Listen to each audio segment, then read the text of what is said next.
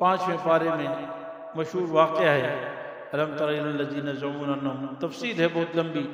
ایک منافق تھا، غالباً اس کا نام بشیر تھا، اور ایک یہودی، دونوں کا آپس میں جھگڑا ہوا۔ منافق کہنے لگا کہ بھائی یہود کے جو بڑے ہیں اس کے پاس چلتے فیصلہ کرنے کے لیے، غالباً کعب بن اشرف تھا، اس کے پاس چلتے فیصلہ کرنے۔ منافق حالانکہ ہے مسلمان، منافق اس کو کہتے ہیں جو ظاہراً مسلمان اور اندر سے کھوٹا۔ تو کہنے لگے جی یہودی کے پاس جاتے ہیں، فیصلہ وہ کریں گے۔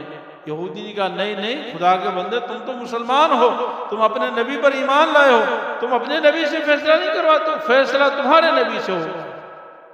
اب منافق کا تو منافقت تھی، وہ ظاہر ہو جاتی اگر وہ زیادہ اصرار کرتا کہ بھائی یہ کیسا ہے کہ اپنے نبی سے فیصلہ نہیں کروا رہا اور یہودی کے پاس فیصلہ کروا رہا ہے۔ رسول اللہ صلی اللہ علیہ وسلم کی خدمت میں حاضر ہوئے، فیصلہ کروایا۔ آپ صلی اللہ علیہ وسلم نے یہودی کے حق میں فیصلہ فرما دیا۔ اب اس منافق کا خیال یہ تھا کہ شاید رسول اللہ صلی اللہ علیہ وسلم تو بہت نرم دل آدمی ہیں، نرم ہیں۔ آپ صلی اللہ علیہ وسلم نے یہودی کے حق میں فیصلہ فرمایا، اور چونکہ سیدنا عمر فاروق رضی اللہ تعالیٰ عنہ کی صفت ہے اشداء علی الکفار، وہ کفار کے خلاف بڑے سخت ہیں، تو بس ان کے پاس جاتے ہیں اور وہاں فیصلہ کرواتے ہیں۔ بس جب وہ یہودی کو دیکھیں گے تو فوراً یہودی کے خلاف فیصلہ فرما دیں گے۔ اس کی غلط فہمی تھی۔ چنانچہ اس منافق نے کہا کہ نہیں یار ایسا کرتے ہیں کہ جو ہے حضرت عمر کے پاس چلتے ہیں، کیونکہ سب کے ہاں مشہور تھا، جو یعنی مسلمان بھی جانتے تھے، یہود و نصارہ بھی جانتے تھے کہ ابو بکر و عمر گویا کہ رسول اللہ صلی اللہ علیہ وسلم کے دونوں وزیر ہیں، حدیث میں بھی آتا ہے کہ دونوں میرے وزیر ہیں، تو جانتے تھے کہ حضور صلی اللہ علیہ وسلم کے بعد ان دونوں کا اونچا مقام ہے۔ تو کہا کہ ایسا کرتے ہیں یہ فیصلہ جو ہے دوبارہ کرواتے ہیں سیدنا عمر فاروق رضی اللہ تعالیٰ۔ یہودی چونکہ سچا تھا اور یہودی کو پتا تھا کہ یہاں انصاف ہی ملے گا، کسی کے پاس چلے جائیں مجھے انصاف ہی ملنا ہے، اس نے کہا ٹھیک ہے چلو چلو۔ حضرت عمر رضی اللہ عنہ کے دروازے پر گئے اور ان سے کہا جی فیصلہ کروانا ہے۔ انہوں نے پوری بات سنی۔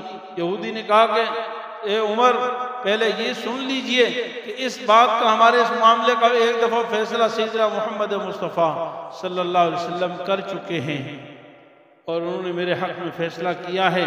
اب اس مسلمان نے کہا کہ دوبارہ فیصلہ حضرت عمر سے کروانا ہے، میں اس کے لیے بھی آ گیا۔ حضرت عمر رضی اللہ عنہ نے اس منافق سے پوچھا کیا یہ صحیح کہہ رہا ہے؟ واقعی رسول اللہ صلی اللہ علیہ وسلم ایک دفعہ فیصلہ کر چکے ہیں؟ فرمایا جی ہاں فیصلہ کر چکے۔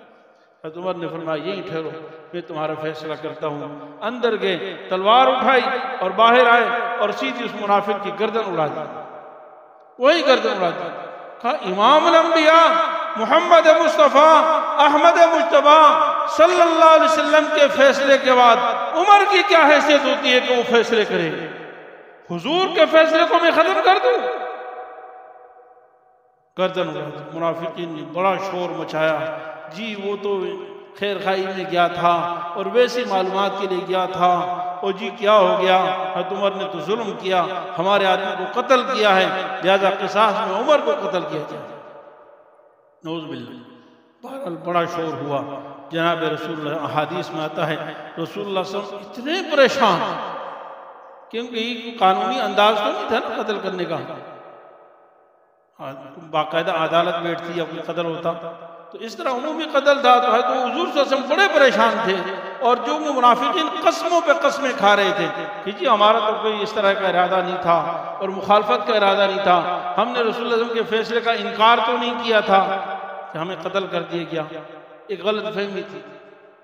چنانچہ آسمان سے اللہ نے قرآن نازل فرمایا، حضرت عمر کی صداقت پر آسمان سے قرآن نازل ہوا، فرمایا یہ منافق ہیں، یہ کافر ہیں، اور حضرت عمر نے جو قتل کیا 100% صحیح قتل کیا ہے۔ حضرت عمر کو ان کے بدلے بھی نہیں قتل کیا۔ مفتی صاحب کے YouTube چینل کو سبسکرائب کیجئے اور ان کے تازہ بیانات کے ذریعے اپنی علمی، اصلاحی اور فکری آبیاری کرتے رہیے۔ جزاکم اللہ۔